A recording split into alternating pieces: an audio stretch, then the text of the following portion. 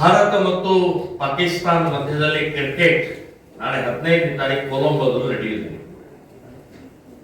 ನಾನು ಹೇಳ್ತೀನಿ, ಕೇಂದ್ರ ಸರ್ಕಾರಕ್ಕಾಗಲಿ ICCಗಾಗಲಿ ನಿಮಗೇನಾದ್ರೂ ಮಾನ ಮರ್ಯಾದೆ ಇದೆಯಾ?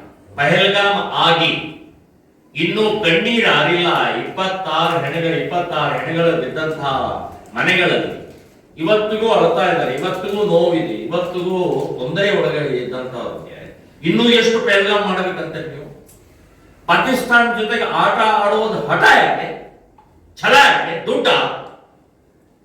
ಸ್ವಾಭಿಮಾನ ಇಲ್ವಾ? ದೇಶಾಭಿಮಾನ ಇಲ್ವಾ? ಆ ಪಾಕಿಸ್ತಾನ 78 ವರ್ಷದಿಂದ ಎಷ್ಟು ಹೆಣಗಳು ಉರುಳಿದ್ದಾವೆ, ಎಷ್ಟು ಭಯೋತ್ಪಾದನೆ ಮಾಡಿದೆ, ಎಷ್ಟು ಬಾಂಬ್ಗಳನ್ನು ಹಾಕಿದ್ದಾರೆ ಅನ್ನುವಂತ ಒಂದು ಖಬರಿ ಇಲ್ವಾ? ಮೋದಿಯವರೇ, ನೀವು ಒಬ್ಬರೇ ನನಗೆ 3 ಸಲ ನಿಮ್ಮನ್ನು ಆರಿಸಿ ತಂದಿದ್ದು ಹಿಂದೂಗಳ ಸುರಕ್ಷತೆಗೋಸ್ಕರ, ದೇಶದ ಸುರಕ್ಷತೆಗೋಸ್ಕರ. ಸೊ ಸಾವಿರಾರು ಕೋಟಿ ಇವತ್ತು ಸಿಗುತ್ತೆ ಅಂತ ಹೇಳಿ ಏನ್ ಬೇಕಾದ್ ಮಾಡೋದ? ಬಹಿಷ್ಕಾರ ಹಾಕಿದ್ದೀರಲ್ಲ ನೀವು. ಪಹಲ್ಗಾಮದ ಹಿನ್ನೆಲೆಯಲ್ಲಿ ಬಹಿಷ್ಕಾರ ಹಾಕಿದ್ದು ಈಗ ಆದಾಯ ಪ್ರಾರಂಭ ಮಾಡ್ತಾ ಇದ್ರಿ. ಸೊ ಇದು ಅತ್ಯಂತ ಹೀನವಾದಂತ ಕೃತ್ಯ. ನಾವಿದನ್ನು ಒಪ್ಪೋದೇ ಇಲ್ಲ, ಖಂಡಿಸ್ತಾ ಇದ್ದೀವಿ, ವಿರೋಧಿಸ್ತಾ ಇದ್ದೀವಿ ಅಷ್ಟೇ ಅಲ್ಲ. ನಾನು ಹೇಳುದು, ಕ್ರಿಕೆಟ್ ಆಟಗಾರರು ಕೂಡ ಸ್ವಲ್ಪ ಬುದ್ಧಿ ಬೇಡವಾ?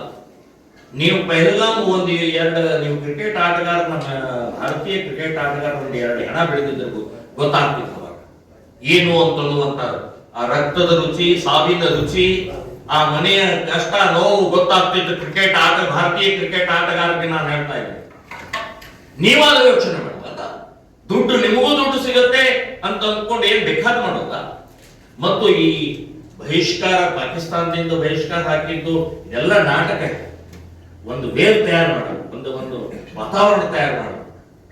ಸೊ ವಾತಾವರಣ ತಯಾರು ಮಾಡಿ ಇನ್ನಷ್ಟು ದೊಡ್ಡ ಪ್ರಮಾಣದಲ್ಲಿ ದುಡ್ಡು ಬರೋ ಹಾಗೆ ಮಾಡಿದಂತಹದ್ದು ಕುಕೃತ್ಯ. ಇವತ್ತು ನೋಡಿ, ಇವತ್ತು ವಿಮಾನದ ಬೆಂಗಳೂರು ಟು ಕೊಲಂಬೋ 15,000 20,000 ಟಿಕೆಟ್, 85,000, 1 ಲಕ್ಷ ಮೇಲೆ ಹೋಗಿದೆ.